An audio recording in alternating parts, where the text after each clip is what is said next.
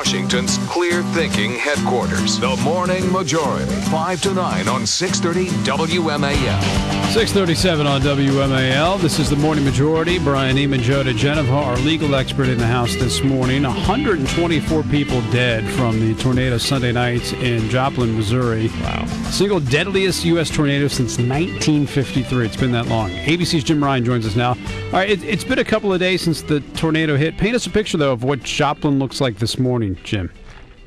Well, it's really a city divided. You've got one side of the city, the other side, and between them, you've got the devastation of the tornado on Sunday night, this half-mile wide and about 6-mile long stretch of the city that was absolutely wiped out by the storms. You've seen the images of the hospital, most likely, and the surrounding neighborhoods that were completely flattened, and that's where the bulk of those fatalities happened. And cleaning up this area, getting in and reassessing the damage, and homeowners getting back in and salvaging what they can. That's an ongoing process, as well as providing basic necessities for the thousands left homeless. I said it was worse since 53. Why so? Was the tornado that strong? Was it where the tornado hit? Were people not prepared? I mean, why was this tornado so devastating?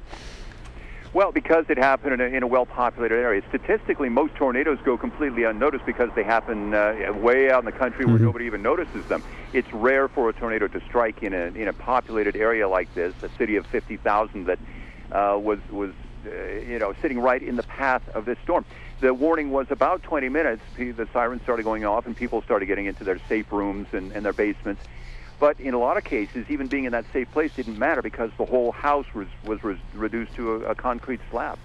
Are they used to getting tornadoes in Joplin? Well, they do occasionally. This is Tornado Alley, and they take those warnings very seriously. And this town and the surrounding area is accustomed to this kind of weather, but just nothing like the devastation that they're seeing now. Can you talk about the hospital? I know the hospital got hit pretty hard in the devastation to that particular building. It was. It's unlikely that they'll be able to reopen as a hospital, at least not for a long, long time. The whole top floor was taken off. Every window was broken out, damage to the whole building. 4 people in the hospital itself were killed when the tornado struck. And is there more severe weather in the forecast today? I mean, are people on edge about what's to come in the next few days or weeks? Absolutely. This is storm season here in this part of the country, and people are very worried about that. Yesterday, the warnings went out early in the day about an impending system of storms that move. That people were expecting to move into this area. They were testing the siren system again to make sure it worked, letting people know that they needed to be on the watch for these storms. We did get some rain here last night, some wind, and some thunder, lightning. But this particular city dodged what was really a devastating storm across the region overnight. Last night, Oklahoma City took a hard hit. Several people killed there. Arkansas, Kansas, there were 9 people altogether who died overnight in storms across the region again. And as part of the cleanup, are there parts of the city that have power? Is that right, or is the power completely off to the city? No, it is on in the perimeter. Outside of this big footprint of damage, the power is on gradually. It's coming back on. It was off completely the other night. Water is still an issue.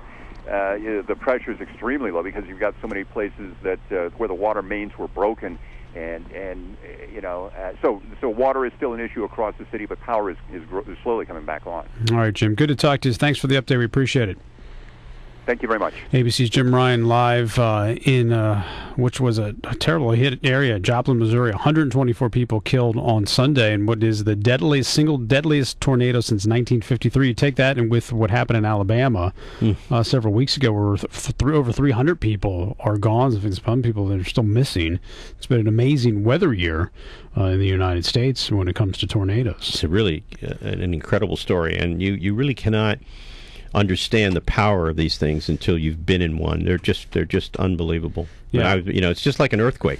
Unless you've been in a serious earthquake, you really don't get it. And they said, well, you go into the basement or you go to the lowest level you possibly can, but if a whole house is ripped out, there's not much more you can do.